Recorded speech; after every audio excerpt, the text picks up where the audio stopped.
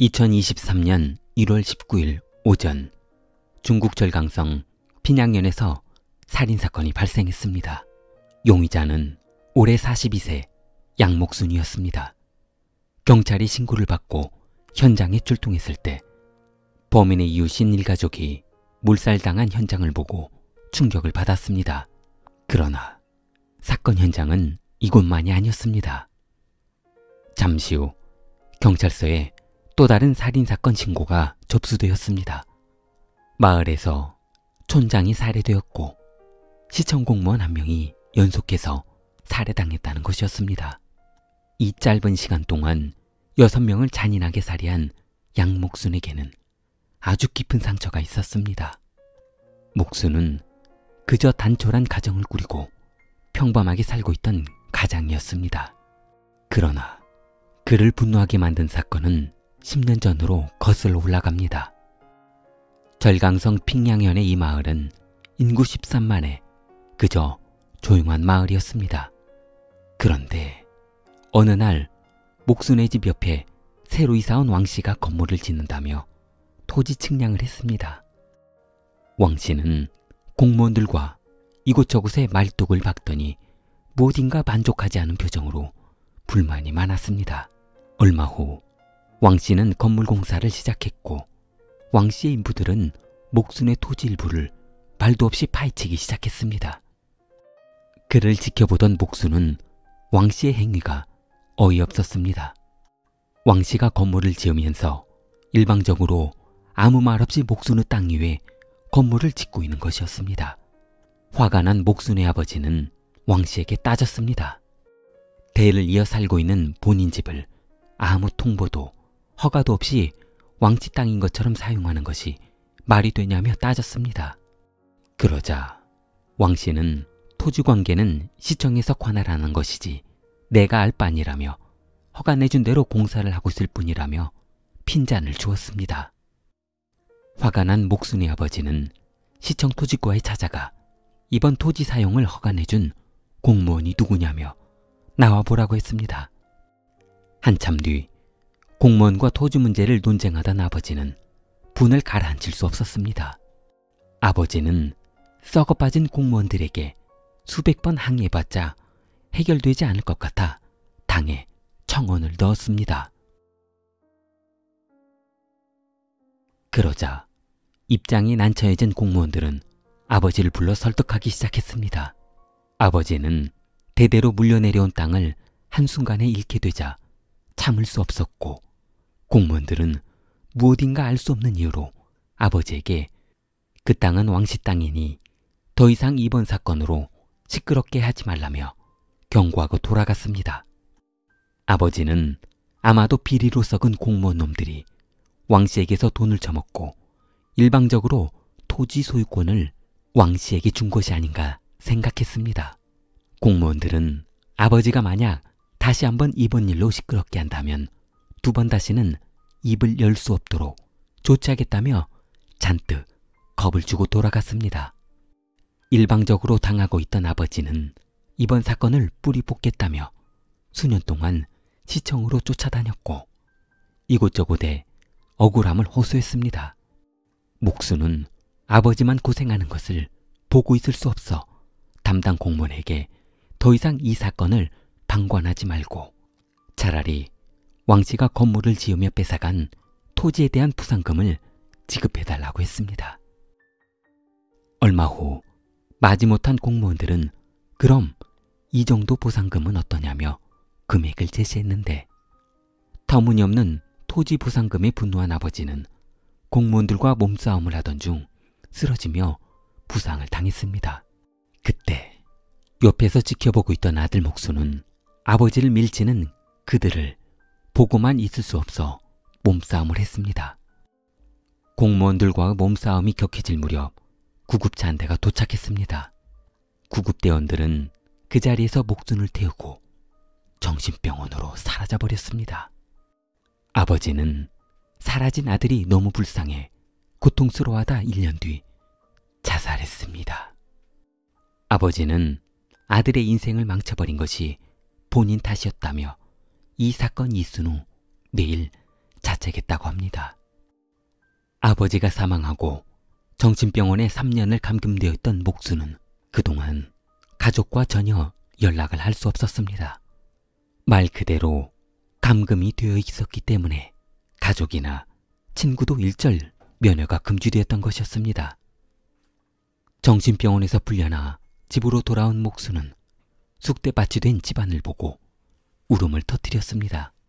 감금되어 있는 사이 아버지는 자살했고 부인은 2년 전 이혼하고 집을 나가버렸다고 했습니다. 이웃이 전해준 소식은 이뿐만이 아니었습니다. 가족을 쑥대밭으로 만들어 놓고 지급된 토지보상금 5만 위안, 한화 약 1,000만 원을 담당 촌장과 서기가 나눠 먹은 것이었습니다.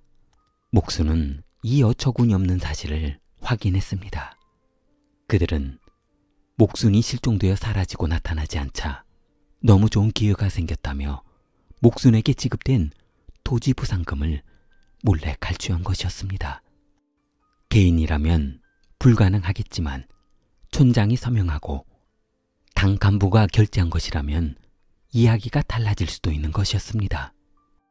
토지주 목순의 아버지도 자살로 사망해서 없어졌고 아들도 실종이 되어서 죽었는지 살았는지 생사도 불분명하고 부인은 이혼하고 떠나버렸으니 남아있는 것은 실종된 목순 앞으로 지급된 토지 보상금이었기 때문이었습니다. 목순은 이 소식을 듣는 순간 참을 수 없었습니다. 이 모든 사건의 원인이었던 왕씨 집으로 들어갔습니다. 목순은 그 자리에서 왕씨와 왕씨의 부인 그리고 두 자녀를 모두 살해했습니다. 한순간에 일가족 4명을 살해한 것이었습니다. 목순은 시간이 지체되면 계획했던 범행들이 불가능해지기 때문에 재빨리 움직였습니다. 본인 땅을 돈 처먹고 옆집 놈에게 일방적으로 건축 허가를 내주도록 한 촌장 집으로 바로 향했습니다. 그 자리에서 촌장을 살해하고 토지 보상금을 나눠 먹은 서기 집으로 향했습니다. 서기도 그 자리에서 죽여버렸습니다. 계획했던 부조리들을 처리하고 가만 생각하니 그때 아버지를 밀치며 이 사건을 해결해 주지 않고 본인을 정신병원에 강제 입원시킨 공무원들이 생각났습니다. 공무원들을 살해하기 위해 달렸습니다. 그러나 신고를 받고 출동한 경찰에 의해 범행 도중 검거되고 말았습니다. 공무원 2명에게 상해를 입히며 경찰과 몸싸움을 하다 검거되었습니다. 그렇게 한순간에 인생이 망가진 목수는 6명을 살해하고 2명에게 중상을 입히며 복수를 마무리했습니다. 목수는 현재 검거되어 경찰서 구치소에 수감 중입니다. 언론에서는 재판을 기다리고 있는 목순에게 사형의 재판이 내려질 것으로 예상된다고 보도했습니다. 목수는 가족도 잃고 본인 인생도 망가지는 억울한 인생으로 생을 마감하겠지만 사람들은 목수의 행동이 정말 통쾌한 복수였다며 당신이야말로 비리로 쩌든 공무원들을 정의롭게 처벌한 영웅이라고 했습니다. 좋아요, 구독 부탁합니다. 킬리였습니다.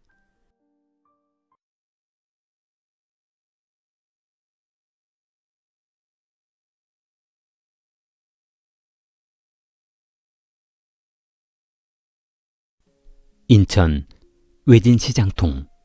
한적한 사람들로 상인들은 손님이 없어 그저 TV를 보고 있거나 장기를 두고 있는 상점 주인들 뿐이었습니다. 가끔 한두 명씩 지나다니는 행인이 있어도 별로 관심이 없었습니다.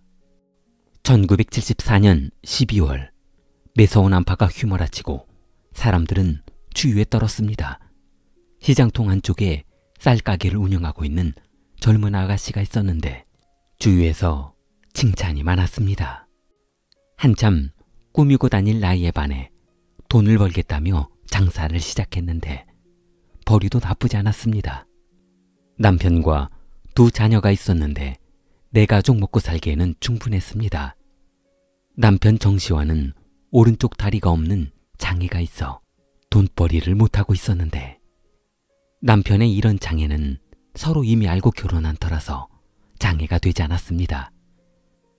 당시 정시화가 38살이었는데 지인은 두이분에게 아주 착한 남자가 있다며 만나보라고 했습니다. 두 사람의 마음이 통했는지 얼마 후 두 사람은 결혼했습니다. 두이분의 나이가 당시 22살이었는데 그 많은 나이 차이를 극복하고 행복하게 살고 있었습니다. 그러던 어느 날 두이분이 외출을 준비하고 있었습니다. 코트를 대충 걸치기는 했지만 그녀의 손에는 지갑이 들려 있었습니다. 간단한 외출은 아닌 것 같았습니다. 외출 준비를 마친 그녀가 쌀집 안방문을 열고 문턱에 걸터앉아 신발을 신었습니다. 이분은 양철판 칸막이를 두 손으로 들고 좌측 끝부터 한 칸씩 문을 닫았습니다. 그리고 가장 마지막 칸 아래 달려있는 조그만 한 사람이 들어갈 만한 네모난 손잡이가 달려있는 문을 살짝 잡아당기며 문을 닫았습니다. 쌀가게 문을 닫고 난 이분은 쌀가게 앞에 서서 좌우를 살폈습니다. 길을 건너 친분이 있던 식당으로 들어갔습니다. 언니, 잠시 사람 좀 만나고 올 테니 가게 좀 봐주세요. 금방 올게요.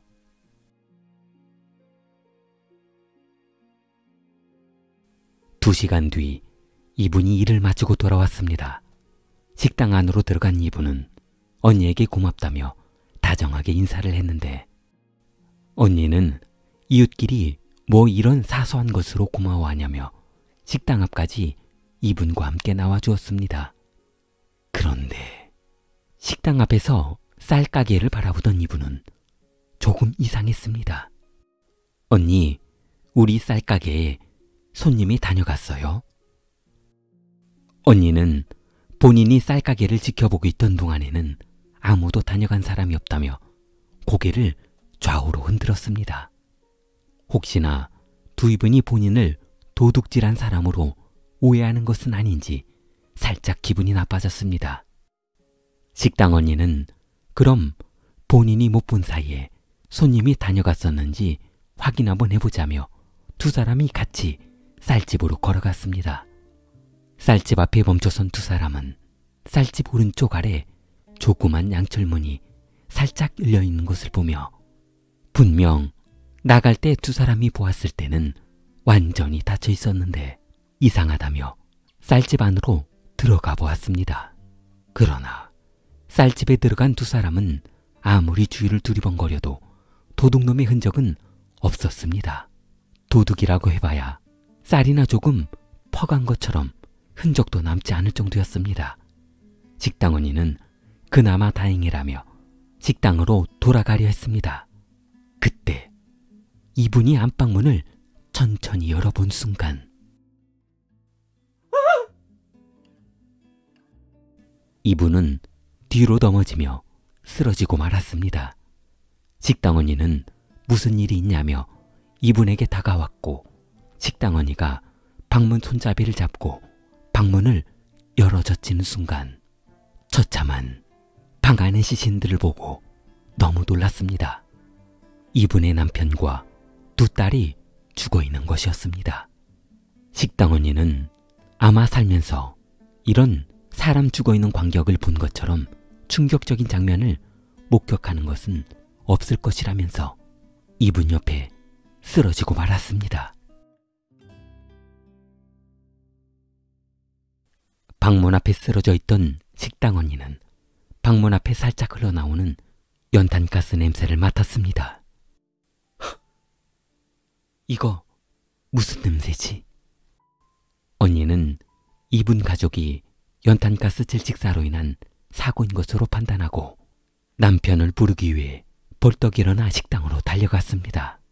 식당 안으로 들어간 언니는 쌀집 아저씨가 연탄가스로 쓰러졌어. 아이들도 모두 정신을 잃었어. 식당 남편은 맨발로 방문을 뛰쳐나와 쌀집으로 들어갔습니다. 쌀집에 들어선 식당 남편은 이분의 남편 목에 베어있는 스카프와 넥타이를 풀어주었습니다. 이분의 남편 정시화를 살려보려고 쌀집 밖으로 끌고 나갔습니다. 그리고 두 자녀도 쌀집 밖으로 끌고 나가 쌀집 문 앞에 내려놓았습니다. 찬 공기와 맑은 공기를 마시게 한다며 안방에 있던 가족들을 모두 쌀집 밖으로 끌고 나온 것이었습니다. 그러나 식당 사장의 노력에도 불구하고 쌀집 가족들은 의식을 찾지 못하고 사망했습니다. 너무 놀란 두 이분은 경찰에 신고했고 잠시 후 경찰이 도착했습니다. 출동한 경찰들이 사건 현장을 조사했는데 이상한 점이 한두 가지가 아니었습니다. 아버지와 두 자녀가 질식사한 것은 분명한데 연탄가스로 인한 질식사는 아닌 것 같았습니다. 왜냐하면 아버지의 목에 무엇인가로 강하게 조른 흔적이 남아 있었고 두 자녀도 노끈으로 목을 조여 살해한 흔적이 남아 있었기 때문이었습니다. 그리고 남편 얼굴에 손톱 자국이 남아 있었습니다. 경찰은 사건 현장에 있던 식당 사장, 식당 여주인, 그리고 두 이분을 각각 불러 물어봤습니다. 그런데 이상하게도 세 사람 모두 다르게 사건을 설명했고 특히 식당 사장이 남성인 점을 감안해서 수차례 소환 조사를 했습니다. 그러나 식당 사장은 생사람을 잡는다며 혐의를 극구 부인했고 사건은 미궁으로 빠져버렸습니다. 두 이분이 식당원에게 쌀집을 맡기고 외출한 그날 두 이분을 목격한 아주머니가 등장했습니다. 그 시각 두 이분은 어떤 남성을 만나고 있었는데 무척 다정했다는 것이었습니다. 경찰은 두 이분이 만났다는 남성 오휘용을 소환했습니다. 조사실에서 날을 새며 조사를 받던 오휘용은 결국 범행을 시인했습니다. 옆 조사실에서 조사를 받던 두 이분도 모든 범행 사실을 인정했습니다. 사실 두 이분은 오휘영을 일본 사이비 종교에서 알게 되었는데 구역 예배를 하고 늦은 밤까지 이런저런 이야기를 하다 보니 정이 들어 육체적인 관계를 갖게 되었는데 두 이분은 더 이상 휘용 없이는 살 수 없을 것 같은 생각이 들었습니다. 두 사람은 하루라도 만나지 않으면 미칠 것 같았고 결국 사랑의 결실을 결심했습니다. 결혼하기로 마음먹었습니다. 이분은 마음의 정리를 한 후 남편에게 조심스럽게 이혼 이야기를 꺼냈습니다.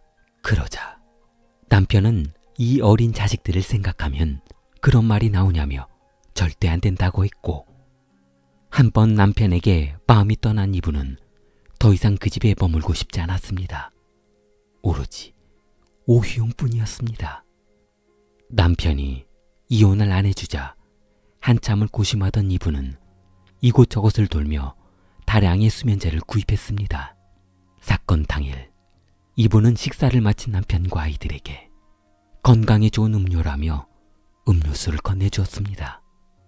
사실 이 음료수에 수면제를 갈아 넣었기 때문에 남편과 아이들은 음료수를 마시자마자 기절했던 것이었습니다. 오후 8시 20분경 오휘영은 정확히 약속한 시간에 쌀집에 손님을 가장하고 들어갔고 두 이분이 모든 준비는 다 해두었으니 남편과 자식을 처리해달라며 부탁한 것이었습니다. 술기운이 약간 올라왔던 휘용은 주위를 두리번거리며 무엇인가를 찾더니 조심스럽게 노끈을 들고 안방으로 들어갔습니다. 남편과 아이들은 이미 의식이 없던 상태였던 터라 휘용이 범행을 실행하는 데는 그리 어렵지 않았습니다. 휘용은 기절해 있는 남편의 목을 졸랐고 부인 두 이분은 발버둥 치는 남편을 보고 무서워 칼을 들고 다가가 마무리했습니다. 그렇게 남편과 아이들을 교살하고 휘영은 손님인 척 쌀집을 나섰습니다. 현장을 그대로 놔두고 부인 두이분은 건너편 식당으로 건너가 아무 일이 없었던 것처럼 하며 외출을 한다고 말하고 나간 것이었습니다. 그렇게 태연하게 일을 마치고 돌아온 것처럼 하며 사건 현장에 본인이 없었다는 증인을 만들기 위해 식당 언니를 유인해 같이 쌀집으로 들어가게 만든 것이었습니다. 현장을 보고 놀라 기절한 것도 모두 연기였습니다. 1975년 3월 20일 인천지방법원에서 두이분과 오휘영의 재판이 진행되었습니다. 두이분은 모든 범행을 인정하며 재판이 순조롭게 진행되나 보다 했습니다. 그러나 판사가 휘영에게 모든 범행을 인정하냐고 묻자 휘영은 범행을 부인하며 본인이 그들을 살해하지 않았다고 진술했습니다. 휘영이 진술을 번복한 것입니다. 휘영은 판사에게 사건 발생 당시 본인이 두이분의 쌀가게를 방문한 것은 맞으나 잠시 안부만 묻고 바로 본인 집으로 돌아갔다는 것이었습니다. 집으로 돌아간 이유는 본인 집에서 구역 예배를 하느라 교회 사람들이 같이 모여 예배를 한 것이라는 것입니다. 휘영의 집과 쌀가게의 거리는 걸어서 10분 거리밖에 되지 않았던 터라 그가 말하는 알리바이가 그럴듯했습니다. 그러자 그날 저녁 구역 예배를 같이 했던 교인들까지 등장하면서 사건은 뒤죽박죽이 되어버렸습니다. 사건 현장에서 휘영의 지문이 전혀 나오지 않았다는 것도 그가 이 범행에 가담하지 않았음을 뒷받침하기에 충분했습니다. 그러나 검찰은 애써 다잡은 물고기를 놓치고 싶지 않았습니다. 검찰은 휘영이 사건 현장에서 가죽 장갑을 끼고 범행했다고 주장했습니다. 그러나 상식적으로 생각해봐도 만약 범인이 장갑을 끼고 범행을 했다면 남편의 얼굴에 난 손톱 자국은 어떻게 증명할 수 있는지 이해되지 않았습니다. 재판 과정에서 증인으로 출석한 식당 언니는 갑자기 이상한 이야기를 꺼냈습니다. 오후 8시 40분쯤 이분이 갑자기 본인 식당으로 와서 이 자리에서 본인 쌀집이 잘 보이냐며 물었는데 전에는 전혀 물어보지 않았던 말이라서 이상하다는 생각만 들었다는 것입니다. 그리고 곰곰이 생각해보니 두이분 손에 핏자국이 선명하게 있었다고 했습니다. 법원은 증인의 증언에 신빙성이 있다고 판단하고 두이분과 오휘영을 구치소에 수감했습니다. 그러나 구치소에 수감된 지 이틀 만에 두이분이 구치소 안에서 자살해버렸습니다. 두 사람의 결심 공판은 1975년 6월로 확정이 되어 있었는데 두이분이 자살해버리자 검찰과 판사는 휘영의 배신을 괴로워한 두이분이 자살한 것이라며 휘영을 범인으로 확정지어 버렸습니다. 그러나 오휘영의 범죄를 인정할 만한 물질적인 증거가 없었습니다. 그때 당시 군사정권이 모든 정권을 통제하고 있던 시기라서 재판을 빨리빨리 진행하라는 강압에 의해 판사는 판결을 서둘러야만 했습니다. 판사는 모든 정황으로 보아 성인 남성과 그의 가족을 살해하기에는 여성이 범행하기 힘들 것으로 보인다며 남성인 오휘용이 범행한 범인인 것으로 판단하여 휘용에게 사형을 선고했습니다. 만약 사건 발견 당시 남편 정씨와 아이들의 목을 조르고 있었던 넥타이와 스카프가 현장에 보존이 되어 있었다면 판결이 달라질 수도 있었습니다. 남편 목에 감긴 넥타이와 스카프의 매듭과 목을 조른 방향이 살인 방법을 조사하는 데 큰 영향을 주었을 것입니다. 아이들도 마찬가지였습니다. 목을 감았던 노끈도 현장을 이탈했습니다. 그리고 남편과 아이들을 살려보겠다며 쌀집 흙바닥으로 질질 끌고 가다 보니 족적도 모두 사라져버렸고 문 손잡이며 집기들도 도둑이 들었나 찾아본다며 이것저것 만지다 보니 발견된 지문이라고는 해봐야 식당 언니와 이분의 지문뿐이었습니다. 사건이 발생했다면 사건 현장을 그대로 보존해야 하는 것이 얼마나 중요한지 알 수 있는 사건입니다. 살해당한 사람의 방향, 그리고 현장에 있는 사소한 도구도 접촉해서는 안 된다는 교훈을 주는 사건이었습니다. 1976년 2월 24일, 휘영은 항소했으나 법원은 상고 기각 판결을 내렸습니다. 1979년 9월 13일, 오휘영의 사형이 집행되었습니다. 휘영은 사형 직전까지도 본인이 범인이 아니라며 무죄를 주장했다고 합니다. 좋아요, 구독 부탁합니다. 킬리였습니다.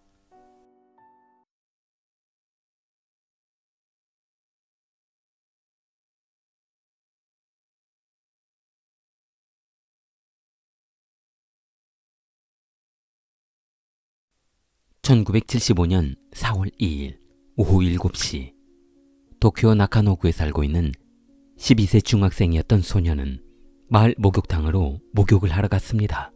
그러나 한참이 지나도 아들이 돌아오지 않자 어머니는 걱정이 되어 아들을 찾아 목욕탕으로 가보았습니다.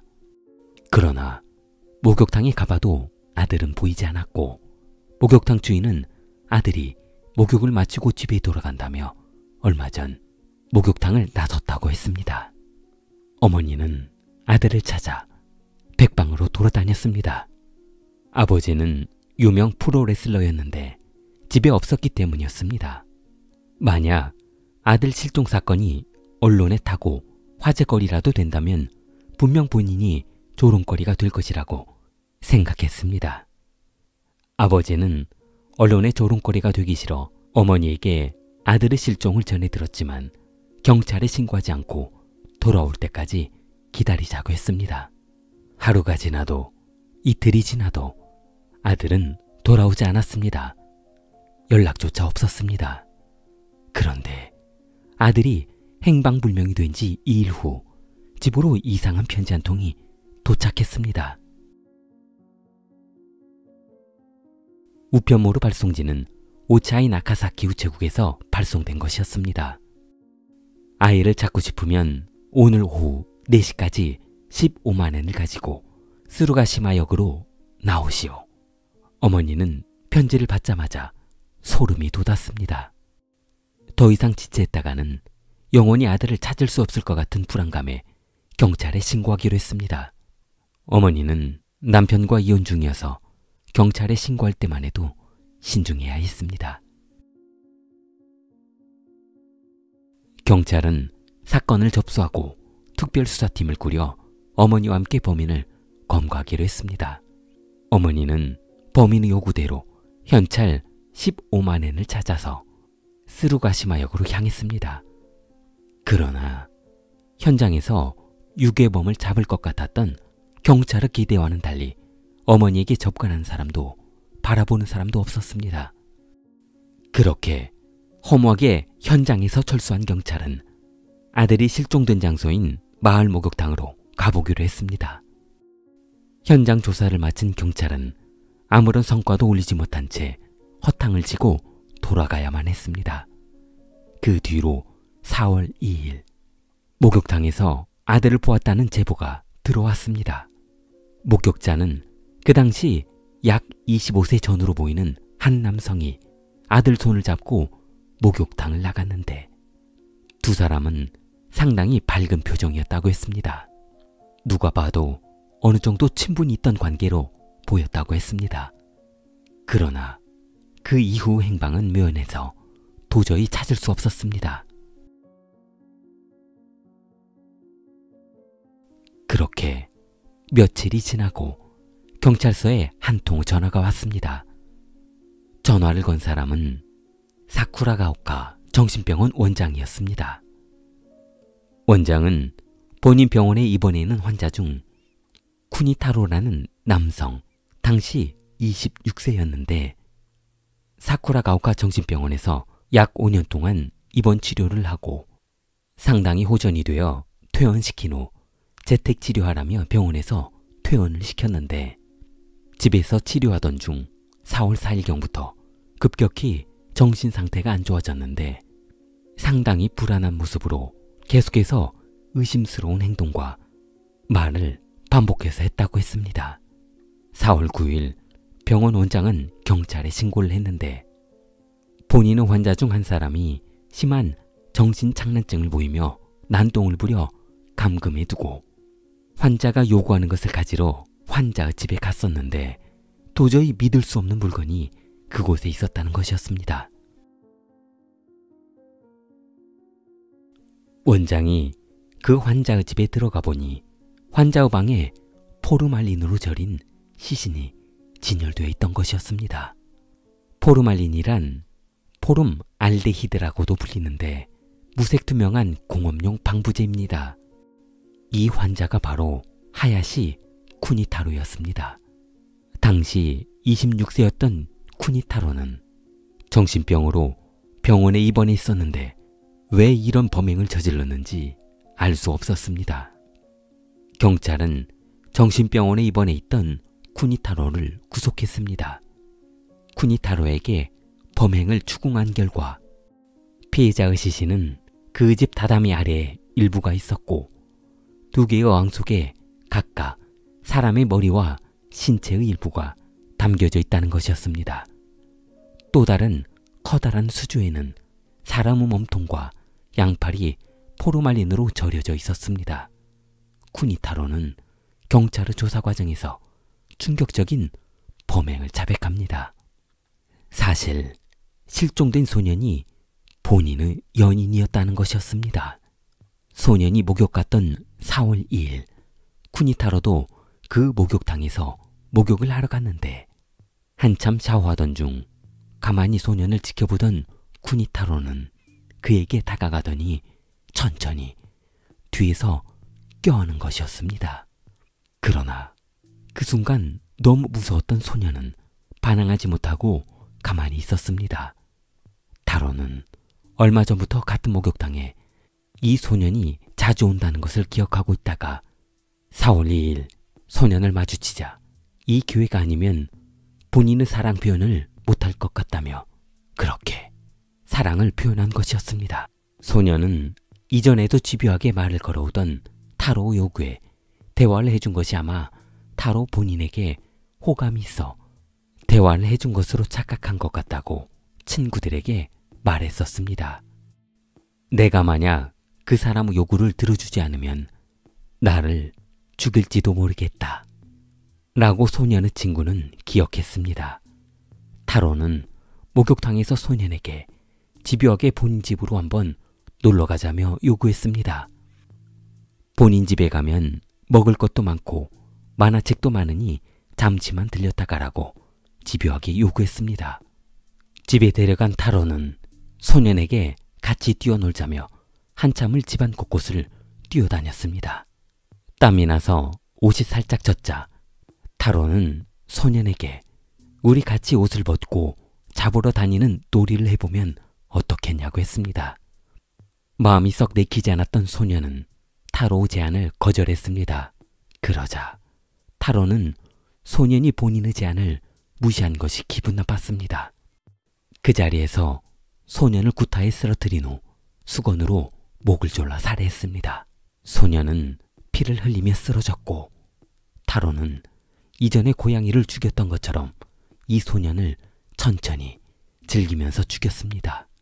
타로는 미리 준비해두었던 실톱과 부엌칼 그리고 과도칼을 이용해 시신을 부위별로 잘랐습니다. 그리고 소년의 머리는 포르말린이 가득한 어항 속에 진열했는데 그 이유는 본인 눈높이에 맞춰서 시체의 눈을 바라보기 위해서였다고 합니다. 그렇게 시체를 2일 동안 해체했습니다. 다른 부위들도 시신의 부패를 방지하여 두고두고 볼 수 있도록 했던 것이었습니다. 소년의 부모에게 보냈던 편지는 정말로 돈이 필요해서 금품을 요구한 것이 아니라 그냥 상대방의 반응을 한번 보고 싶어 장난한 것이라고 했습니다. 경찰은 타로우 방에서 일기장을 발견했는데 상당히 구체적으로 계획을 세워두고 작성한 것으로 보여졌습니다. 그의 일기 내용 중 한 구절에는 얼마나 애타게 그 소년을 기다렸는지 적혀 있었습니다. 드디어 애타게 찾고 있던 이상적인 소년을 만났다. 그 소년의 주소와 이름을 알았다. 다음에는 꼭 집에 초대해야겠다. 다음날 일기는 더욱 충격적이었습니다. 어항 속에 들어가 있는 너를 아무리 봐도 질리지 않는다. 포르말린으로 너를 절이고 나니까 살아있을 때보다 훨씬 잘생겼지 뭐야. 나도 너와 항상 같이 있고 싶지만 저녁이 되어서는 헤어져야 해. 아버지가 돌아오시기 때문이지. 너를 마루바닥에 숨길 때마다 인사해 줄게. 잘 자. 4월 3일 일기 내용에서는 나는 심심해서 장난을 좀 치고 싶다.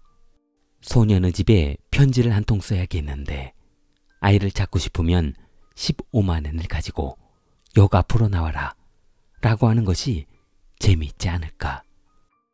오늘 밤도 시체를 해부하느라 조금 시끄러웠는데 아버지와 어머니는 여전히 알아차리지 못한 것 같다.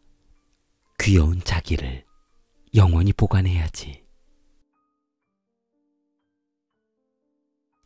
왜곡된 성애를 가졌던 타로는 상상으로 그려봤던 이상형을 만난 것이 운명이었다며 착각에 빠져 살았던 것입니다. 살해된 소년의 아버지는 일본의 유명 프로레슬러였습니다. 그 당시 프로레슬링은 상당히 유명한 종목이었는데 그의 아버지 우메요키는 스모 선수 출신의 레슬러여서 더욱 인기가 많았다고 합니다.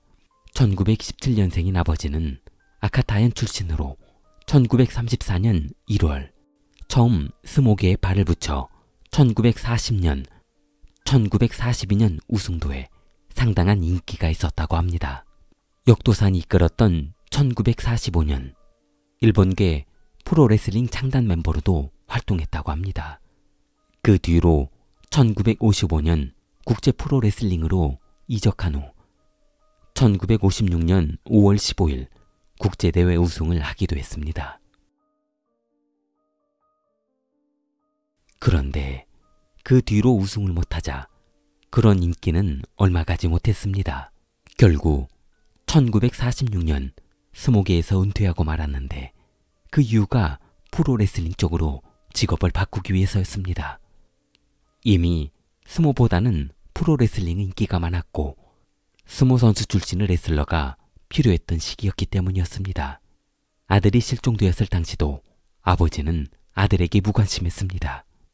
해외 경기가 있어 외국에 나가 있었고 부인과도 이혼 중이었습니다.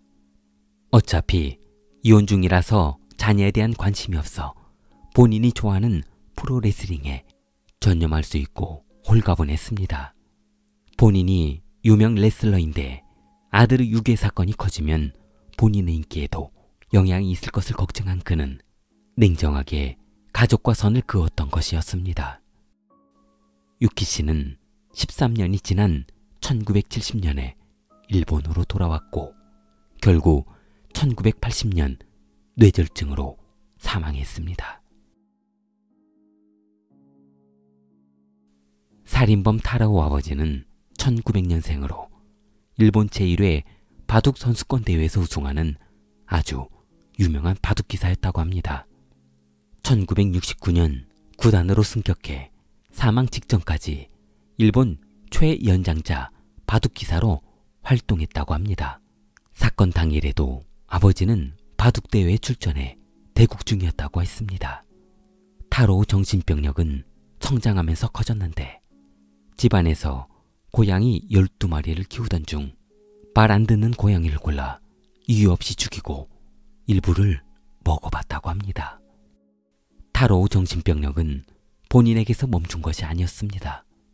타로우 누나도 정신병으로 정신병원에 입원해 있었는데 아마도 가족력이 아닌가 하는 생각을 하게 합니다. 1957년 4월 9일 타로는 체포된 후 법정에서 치열한 공방을 벌인 결과 정신병력을 인정받아 1958년 7월에 징역 10년을 선고받았습니다. 그리고 10년 후 1968년 만기 복역 후 출소했습니다. 좋아요, 구독 부탁합니다. 킬리였습니다.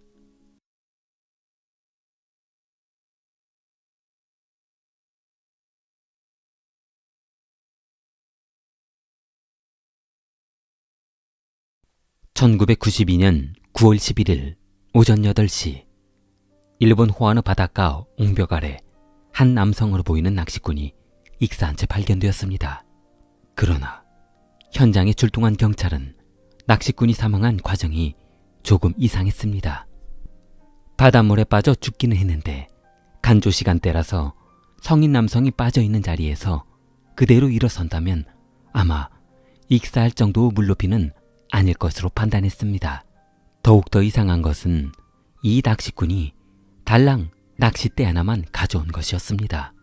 보통 낚시꾼이라면 낚시한 후 물고기를 담아갈 어구통, 그리고 아이스박스와 채비 등을 가지고 왔어야 했는데 그런 것들은 전혀 보이지 않았습니다. 경찰은 부인에게 범인을 검거하기 위해 남편의 부검을 해보자고 했으나 사망한 낚시꾼의 부인은 남편이 사망한 후 바로 장례를 치러버렸습니다. 경찰은 부인에 대한 의심이 생겼으나 아무런 증거가 남아있지 않아 사건을 종결하고 말았습니다. 얼마 후 부인은 행복한 표정으로 동네를 활보하고 다녔습니다. 남편의 사망보험금 1억엔을 보험회사로부터 지급받은 것이었습니다. 그녀가 거액의 보험금을 타간 것도 이상했지만 최근 그녀의 곁을 따라다니는 남성이 더욱 의심스러웠습니다. 사망한 남편 낚시꾼 야마구치는 자녀 셋을 낳고 부인과 행복하게 살았습니다. 그러나 마땅한 직장도 없었던 야마구치는 파친코에서 죽치고 날을 새는가 하면 그날 돈이라도 조금 따는 날에는 여성 접대부들과 유흥을 즐기는 방탕한 생활을 하고 있었습니다. 유흥에 빠져 살고 있던 그때 한 여성 접대부와 정이 들어버렸습니다. 그 여성 아네코도 야마구치와 마음이 잘 맞는다며 내연녀로 한참을 지냈습니다. 그러던 어느 날 아네코는 조그만 술집바를 차릴까 하는데 돈이 부족하다고 했습니다.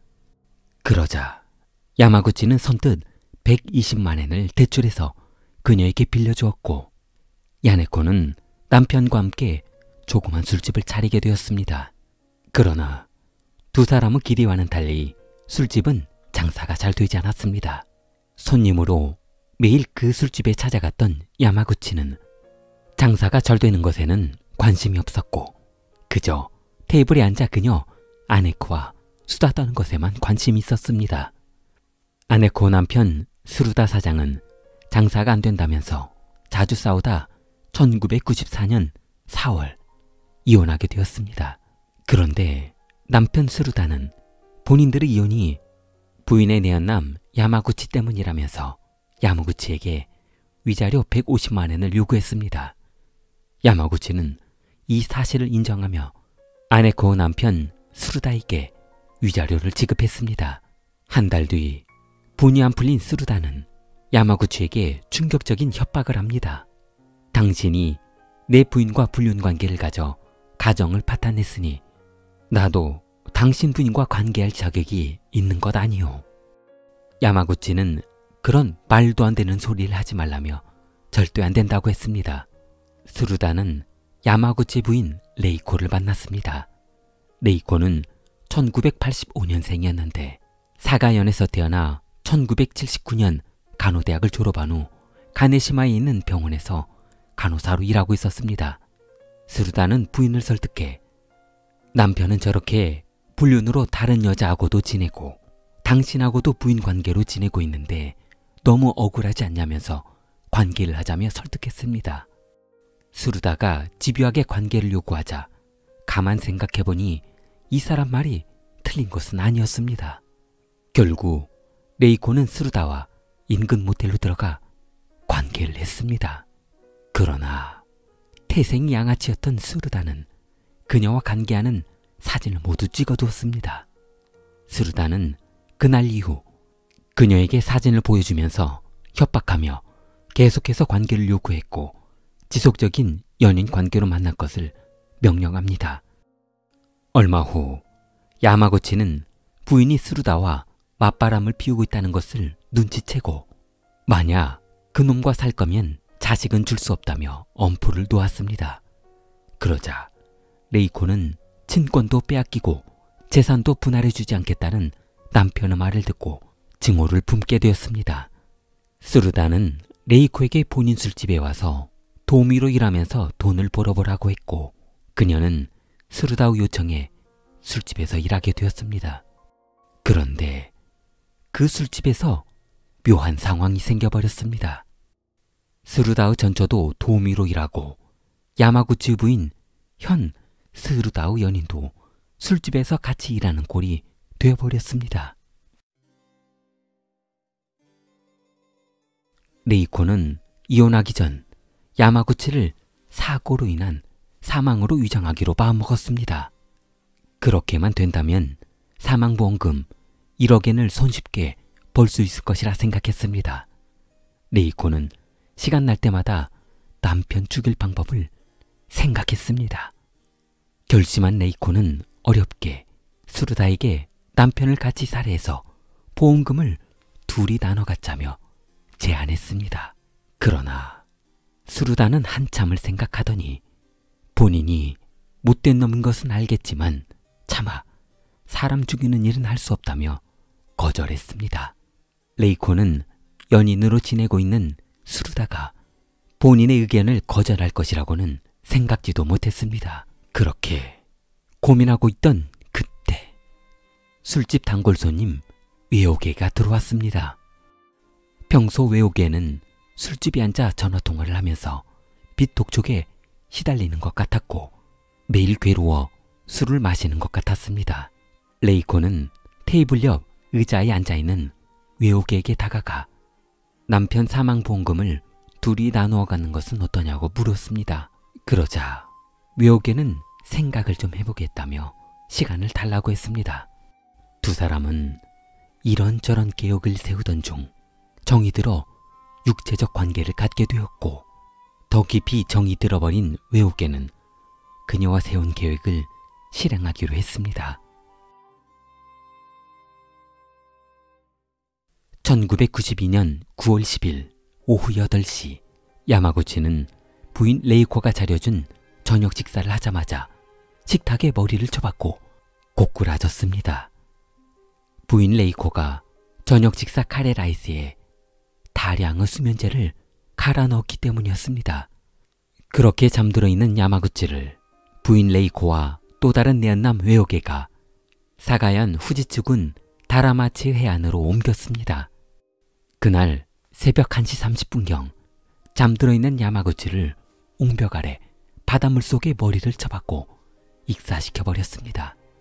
야마구치를 익사시킨 후 그 앞에 낚싯대를 설치해두고 낚시를 하다 부주의로 인한 사고로 사망한 것처럼 조작한 것이었습니다. 경찰은 야마구치가 사망한 것이 이상하기는 했지만 범인이라고 단정지을 아무런 증거가 나오지 않아 실족사로 인한 익사사고로 사건을 마무리했습니다. 부인 레이코는 남편의 사망보험금으로 1억엔을 받았습니다. 보험금이 입금되자마자 공범인 외오개는 본인에게 주기로 한 돈 5천만 엔을 빨리 달라며 보챘고 외오개는 그 돈을 받자마자 그동안 대부업체로부터 시달렸던 돈 3천만 엔을 변제하고 2천만 엔을 가지고 다시 경륜장과 도박장 그리고 빠진코를 들락거렸습니다. 그러나 그 돈 2천만 엔은 며칠을 못 가고 바닥이 났고 그녀 레이코에게 그때 본인에게 주었던 돈이 적었다며 추가로 돈을 내놓으라며 협박했습니다. 외오개는 어차피 둘이 결혼해서 같이 살면 될 것이 아니냐며 그녀를 설득해 레이코가 가지고 있던 돈도 모두 외오개에게 줘버렸습니다. 그러나 한탕에 잃었던 돈을 따내겠다며 베팅을 크게 하더니 5천만 원이라는 큰 돈도 얼마 못 가 도박으로 탕진하고 말았습니다. 결국 그녀 레이코가 도우미로 몸을 팔아가며 벌어온 돈으로 힘들게 먹고 살았는데 외옥에는 그동안 크게 썼던 돈 씀씀이를 지금 상황과 비교하니 너무 비참했습니다. 1998년 10월 26일 오후 10시 30분 나가사키 고나가이치 부두가에 외옥에는 레이코 둘째 아들을 데리고 오징어 낚시를 간다며 분주했습니다. 아들도 낚시를 좋아했던 터라 기대를 많이 하고 있었습니다. 조그만 배에 올라탄 새아버지 외옥에 그리고 첫째와 둘째 아들이 배에 탑승했습니다. 한참 낚시가 진행되고 있을 때 외옥에는 둘째 아들에게 갈증이 날 텐데 음료수나 한잔하고 쉬엄쉬엄 하라며 음료수를 따서 건네주었습니다. 그러나 잠시 후 둘째 아들은 기절해 쓰러졌습니다. 외옥애가 미리 음료수에 수면제를 갈아 넣었기 때문이었습니다. 이 사실을 알리 없었던 두 아들은 모두 기절해 있었고 둘째 아들이 의식이 없는 것을 확인한 외옥애는 둘째 아들을 테이프로 감았습니다. 상반신과 두 팔, 다리를 움직일 수 없게 감았습니다. 잠시 후 외옥애는 둘째 아들을 바다에 던져버렸습니다.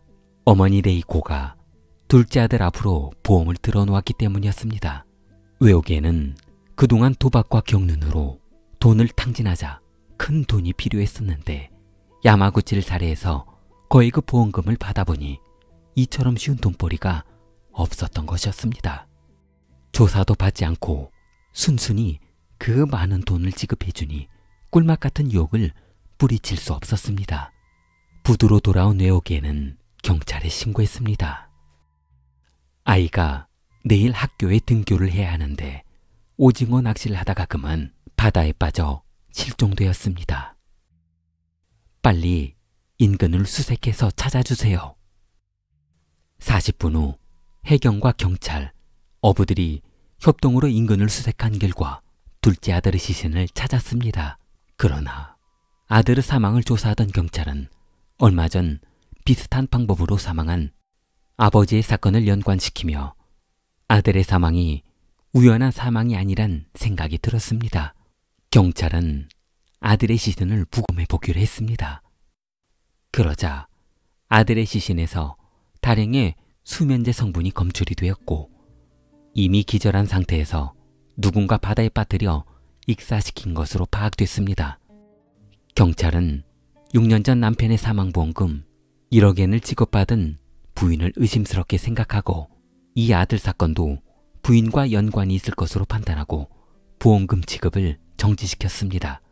경찰은 부인을 살인 혐의로 구속했고 부인 혼자 범행을 저지르기에는 힘들 것으로 판단한 경찰은 공범을 추궁하던 중 1999년 8월 30일 내연남 외옥애를 야마구치와 둘째 아들 살인범으로 검거했습니다.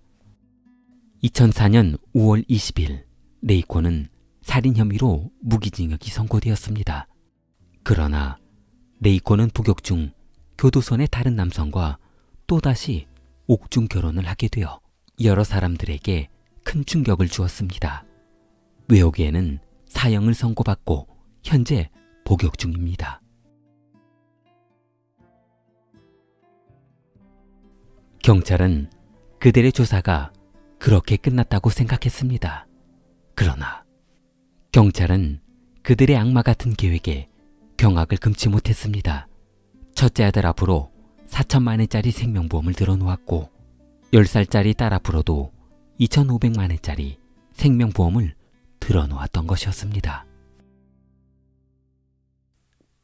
좋아요, 구독 부탁합니다. 킬리였습니다.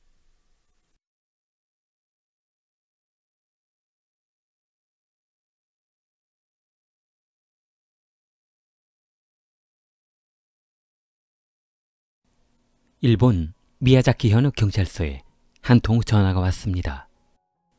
2018년 11월 26일 오전 10시 30분 본인은 타 지역에 살고 있는데 아버지와 연락이 안 된다면서 걱정이 된다고 했습니다. 경찰은 아버지가 사는 곳이 어디냐고 물었고 신고한 아들은 아버지가 살고 있는 곳의 주소를 알려주었습니다. 미야자키현 다카치오의 산골 마을이었습니다. 그 아들 미카는 본인도 서둘러 고향에 내려가 볼 테니 꼭 연락을 해주라면서 전화를 끊었습니다. 경찰은 전화를 끊고 곧바로 다카치호조에 있는 호세이 히비키의 집으로 차를 몰았습니다. 경찰은 주위를 둘러봤으나 근처 주민이라고는 대여섯 가구만 거주하고 있는 것 같았습니다. 경찰이 현장에 도착 후 현관문을 열고 들어가려는 순간 무언가 쾌쾌한 냄새가 코를 자극했고 현관을 지나 거실로 들어섰을 때 집안은 너무 비참한 꼴이 되어 있었습니다. 3명의 남성이 죽어 있었는데 한 사람은 이 집의 가장으로 보이는 노인이 죽어 있었습니다. 노인은 나이가 대략 70은 넘어 보였고 그 머리는 잘려져 있어 거실에 몸통만 남아 있었습니다. 그리고 40대로 보이는 남성은 거실 한쪽 구석에 비참하게 죽어 있었고 이 사람 또한 머리가 없었습니다. 또 다른 남성은 20대로 보이는 청년이었습니다. 범행 수법은 마찬가지였습니다. 그렇게 집안에는 3명의 남성의 시체가 곳곳에 흩어져 있었습니다.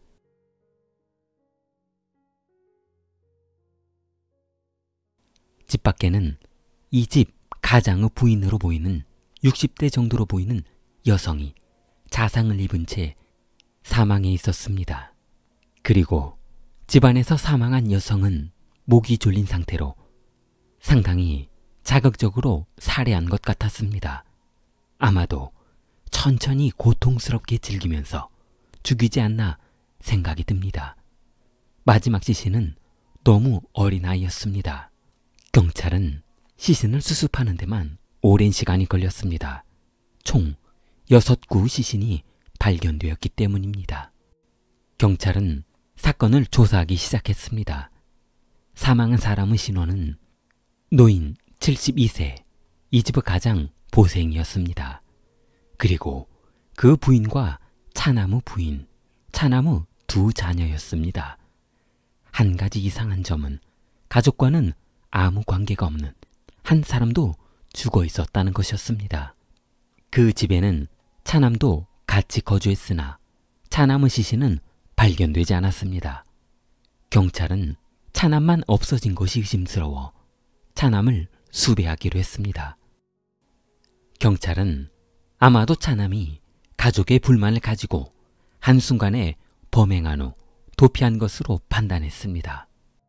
그러나 11월 26일 오후 4시경 다카치오호 강가에서 차남의 시신을 추가로 발견하게 되었습니다. 그 차는 주거지에서 2.5km 떨어진 공터 주차장에서 발견이 되었으나 그 차가 왜 이곳에 와 있는지는 알 수가 없었습니다. 경찰은 차남의 시신이 왜 이곳에서 발견되었는지 이해할 수 없었습니다. 얼마 후 경찰은 사건을 조사하던 중 이 사건의 진실을 알게 되었습니다. 11월 24일 차남 마사다와 그 부인 미키코는 딸과 함께 회사에서 보내준 가족여행을 1박 2일로 다녀왔습니다. 회사 연수는 다른 회사 직원들까지도 함께 했는데 별 문제는 없었다고 했습니다. 여행을 마치고 돌아온 후 2 사람은 큰 말다툼을 했다고 합니다. 사실 남편 마사히로는 10년 전 이혼했던 경력이 있었습니다. 집안에 사망한 21세 청년 타쿠미가 첫 번째 부인에게서 낳은 그 첫째 아들이었습니다. 마사히로는 전처와의 관계가 별로 좋지 않았습니다. 의처증이 심했던 마사히로는 항상 부인을 의심하면서 긴장된 삶을 살았다고 합니다. 전처와의 이혼 후 현재의 부인 미키코를 만나 행복하게 살고 있나 싶었지만 그 의처증은 아직도 없어지지 않았습니다. 어느 날 한 번은 미키코가 장을 보러 갔다 왔는데 마사히로는 부인에게 나 몰래 어떤 놈을 만나고 왔냐면서 사실대로 말하라고 했습니다. 부인 미키코에게 사실대로 말할 때까지 그녀를 괴롭혔다고 합니다. 부인이 아이 문제로 나갔다 들어오는 날이면 남편 마사히로의 의처증은 더욱 심해졌다고 합니다. 이런 일도 있었다고 합니다.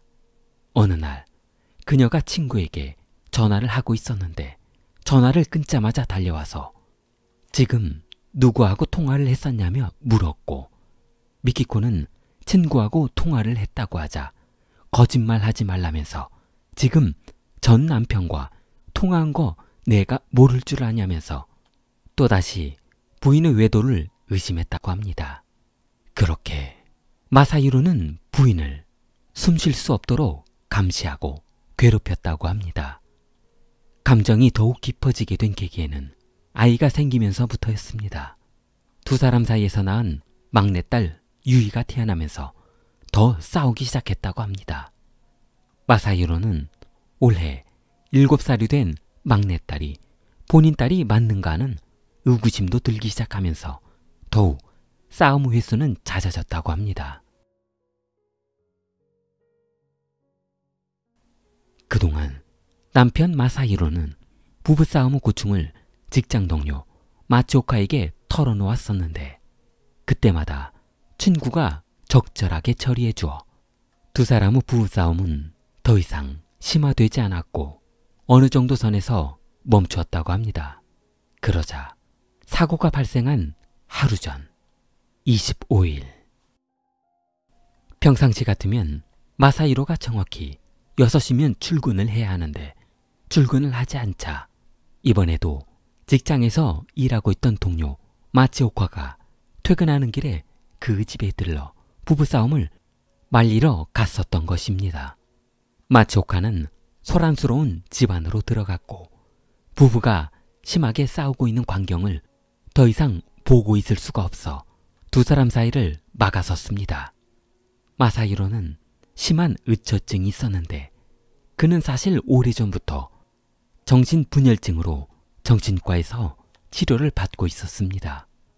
마사히로는 아마도 직장 동료 마츠오카가 부부싸움을 말리는 과정에서 그가 부인 편을 들어주자 의처증이 극에 달하면서 부인을 먼저 살해 후 직장 동료를 의심해서 살해한 것으로 보여졌습니다. 그 뒤 집안에서 아들이 극도로 흥분해 있던 상황을 말리고자 했던 아버지와 큰아들을 차례대로 살해한 것으로 보여졌습니다. 어머니는 집 밖에서 비참하게 살해된 것으로 보아 이런 광경을 지켜보다가 본인 힘으로는 어떻게 할 수 없자 도망을 나왔는데 아들이 도끼를 들고 쫓아와 담벼락 아래에서 그 어머니를 살해한 것으로 조사되었습니다. 경찰은 부부싸움을 말리러 온 동료 마츠오카의 죽음을 안타까워했습니다. 부부싸움을 말리러 온 동료 마츠오카는 머리 없는 시체로 발견이 되었기 때문입니다. 11월 26일 오전 막내딸 유이가 학교에 등교하지 않자 학교 교장 선생님이 유이의 집에 방문을 했었는데 인기척이 없어 그냥 돌아갔다고 했습니다. 유이의 학교는 한 학급에 4~5명밖에 없어 전교생이라고 해봐야 40여 명이 전부였습니다. 담임 선생님이 유이의 집에 전화를 해봐도 연락이 안 되고 하니 하도 이상해서 교장 선생님에게 보고를 했고 교장 선생님은 바로 방문을 했었다고 합니다. 교장 선생님은 방문했던 그날 유이 집이 인기척이 없자 그냥 돌아갔었는데 용기를 내어 집 안에 들어가 확인이라도 해봤으면 조금이라도 빨리 구급차를 부를 수 있을 것 같아 안타까움을 토로했습니다.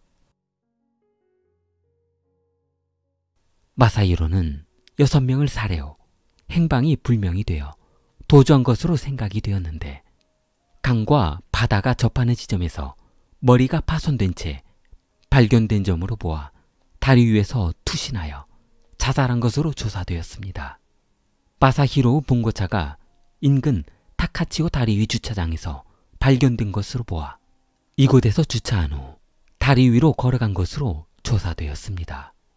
타카치오 다리의 높이는 115m의 높이로 상당히 높은 다리였는데 일반 사람은 무서워서 그 다리 위에 서 있기도 힘들 정도라고 합니다. 마사히로 집 인근 주민들은 이 사실을 알게 된 후 큰 충격에 빠지게 되었습니다. 종종 소란스럽게 싸우기는 했지만 이런 최악의 상황으로 사건이 발생할 줄은 상상도 못했다고 합니다. 평소 주민들이 기억하는 마사히로의 모습은 그냥 말없는 청년, 순수한 청년으로 기억했습니다. 경찰은 조사 결과 충격적인 사실을 알게 되었습니다. 마사히로가 그렇게 극도로 흥분했던 이유는 부인 미키코가 실제로 바람을 피운 사실을 알았기 때문이라고 했습니다. 그러나 바람 피운 상대가 죽은 직장 동료인지 다른 사람인지는 더 조사를 해봐야 할 것이라고 했습니다. 좋아요, 구독 부탁합니다. 킬리였습니다.